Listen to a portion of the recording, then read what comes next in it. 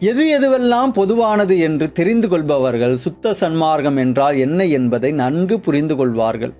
இறைவன் ஏதோ ஒரு குறிப்பிட்ட சமயத்தையோ மதத்தையோ சார்ந்தவர் இல்லை. இறைவன் எல்லோருக்கும் பொதுவானவர். ஆனாலும் அவரவர் இறைவன் தன் மதத்தை தன் சமயத்தை சார்ந்தவர் என்று சொல்லிக் கொள்கிறார்கள். மருத்துவம் எல்லோருக்கும் பொதுவானது போல் திருநீறு, துளசி தீர்த்தம், உச்சியை மறைத்தல் போன்ற எல்லா ஒழுக்கங்களும் எல்லோருக்கும் பொதுவானது. கடவுள் வழிபாடு என்பது எல்லோருக்கும் பொதுவானது போல் விரதம், ஜபம், தியானம், யோகம், தவம், தானம், தர்மம் எல்லோருக்கும் பொதுவானது. அதுபோல் உருவ வழிபாடு, அருவ வழிபாடு, அருவுருவ வழிபாடு, சொரூப வழிபாடு எல்லோருக்கும் பொதுவானது. அதுபோல் மந்திரங்கள் எல்லோருக்கும் பொதுவானது. கடவுள், இறைவன், ஆண்டவன் என்ற சொல் எப்படி பொதுவானதோ அதே போல் அருட்பெருஞ்சோதி, சிவம், சச்சிதானந்தம், நடராஜர், சிவ என்ற சொற்கள் எல்லாம் வல்ல இறைவனே குறிக்கும் பொதுவான சொற்கள்.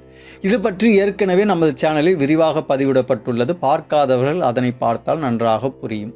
இதுபோன்று சமய மதத்தில் பயன்படுத்தப்படும் பொது உண்மைகளை தெரிந்து கொள்பவர்களுக்கே சுத்த சன்மார்க்கம் விளங்கும்.